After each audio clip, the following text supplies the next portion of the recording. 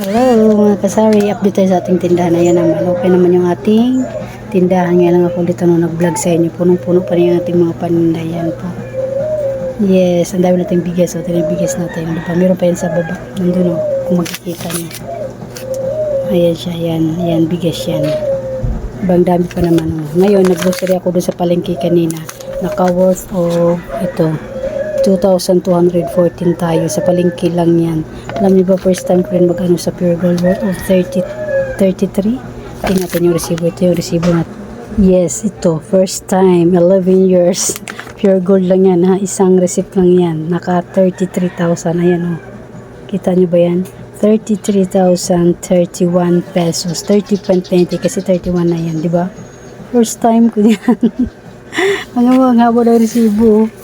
Oh, Diyos ko, ang haba ng resibo natin. Oh, di ba? Oh, first time, 11 years na pagtitindahan ko dito sa Tansa. Ngayon lang ako nakapag-resibo ng 33,000. Kasi laging 20 plus lang, 10 plus. Pero noon, 5 plus lang, 5,000. Kabado na. Kabado na yung tindera. Kasi, maghahanap na kung saan tayo makakuha ng mga pambayad. Ganun, pero ngayon, kahit pa paano, 33,000 na kaya pala natin sa isang resibo lang. Iba pa yung mga alak natin, di ba? Kaya-kaya ng isang tindera pala yung ganyan. So, maliit na tindahan na to. Oh, maliit na tindahan na to. Nakaya natin ng ganung kalaki sa isang resibo. Diyos ko. Akala ko di ko kaya. Sabi ko lang, saan ako maghahagilap. Basta pag nasa Pure Gold lang, sige, dampot kung ano binadampot. O, di ba? Yan, yun naman. May pagkain pa yung anak ko. Hindi mo, pinapakain ko yan siya. Ayan, wala na dyan yung ano. Yun nandito. Makikita nyo, ayan. Yan. Ano yan, mga liquid yan na surf. Nagpa-deliver ako sa Pure Gold, hindi talaga dumating, Diyos ko. Kaya bukas may darating yung ano, yung sa tindahan club, yung sa mga Virasa, yun, nag-order ako. Diba? Hindi dumating sa Pure Gold. Dumating sa kapitbahay ko, pero sa akin hindi dumating. Diba nakakainis yung mga hente na ganun? Ayan yung mga ano natin, mga dilata natin, marami. Yan. Sa 33,000, halos napupuno na yung ano natin sa mga dilata.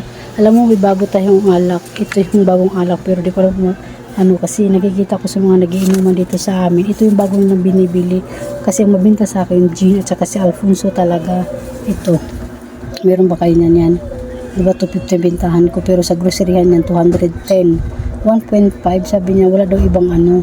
Kinuha ko na lang, 3 lang naman yan, ambot iwan. Ambot iwan, Bisaya na day. Balik tayo kasi tawag dito may nagpapalit at saka may bumili ng roller. Hindi ito tinan mo, yung Jean ko is mabinta yan. Makabili ko lang ng isang box, tapos yan na lang ang natira. Ay, ano na lang, ilan ba? Ay, pinadeliver ko kapon is 10 kasi 2, 4, 6, 8, 10. Kumbaga sa isang box pa lang natira, isang piraso lang, isang buti. Tapos nagpa-deliver ako kahapon ng 10 piraso na nabuti na lang muna kasi nagpa-deliver nga ako nito. Tapos yung Alfonso natin yan, may isang box na yung Alfonso litro. Mabinta rin naman sa akin, lalo pag tuwing Sabado ng gabi. Nakakaapat sila dito sa yung mga grupo-grupo kasi sila. May grupo ng Jean, may grupo ng Alfonso. Yung ganon. Tapos yung mojito ko dati is mabinta yan. Wala na ngayon. Ayan, na-stock na yan. Mga MP ko yan, na-stock na lang yan. Okay lang yan kasi di naman daw na halos nasisira yung mga alak. Mas lalong magtagal, lalong masarap daw, ewan. Kasi ako di ako nagiinom talaga ng alak. Yan. Tapos may 1.5 tayo dyan. Tapos yun nga, ito nga kanina. Ito ang binili ko. Tapos meron pa sa loob mamaya, i-unboxing natin. Ito yun. 2,214. Balik tayo dito. Yes, 2,214. Ayan, may asin tayo, may yogurt. Hindi ko maintindihan yung ibang sulat ni ate dito. Basta yan yung pinamili natin sa palengke. May mga kasari, matagal din ako yung nakapag-vlog kasi may mga bumibili syempre at saka pumunta kasi dito yung hipag ko kaya natigil ako sa pagbablog. Nga pala, ito pala yun ang pinakamabinta ko ngayon sa akin tindahan ay ito at saka yung skin din na tigil 2 bintahan ko ito frosty. 3 na yung binili ko yan. Yung binili ko sa palengke ito. Ang bintahan ko dito ay 4 pesos. Tama ata, 4 pesos ang bintahan ko dito or 5, parang 5 ata yan. Tapos ito may gamit tayo itong coke, saka ito may ano rin tayo dito, aluminum foil. 22 ang bintahan ko dito, tapos 15 pesos sa palengke ito. Kasi sa groceryhan 20 pesos to. Yung 22 ang bintahan ko. Kaya 22 pa rin kahit 15 pesos sa palengke. Mas mura sa palengke, diba? Sayang yun yung 5 pesos. Tapos ito, bumili rin tayo ng straw ng soft drinks. Tapos ito may plastic labo tayo. Sa groceryhan, 150 na itong ganito. Sa inyo kaya magkano na? Yes, 150 na ganito sa groceryhan. Hindi ko alam dito magkano ba. Tingnan natin na.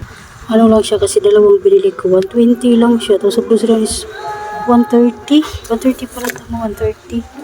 Oh, 130 yan sa groceryhan to. Kaya ang binta ko ay 15 pesos no. Kaya ngayon is 120 lang naman.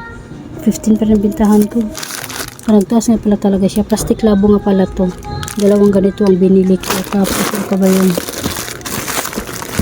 Asin. Asin harina na lang yun sa ilalim pala yun. Ito. Nakita niyo yan. Asin.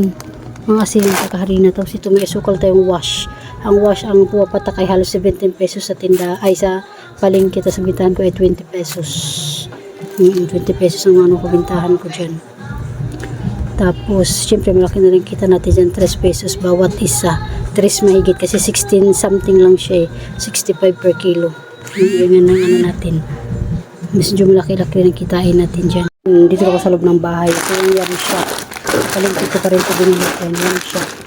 Yung yam shop ko ay ano, 12 pesos ang bintahan ko sa isa. Tapos, hanggang ko siya 75. Tama ba? Tapos ito, may ano tayo. Kaya paubos na yung ano, clover beets. 10 ang bintahan ko dito. Tapos ito, may tatos tayo. 2 pa kasi mas mabinta siya.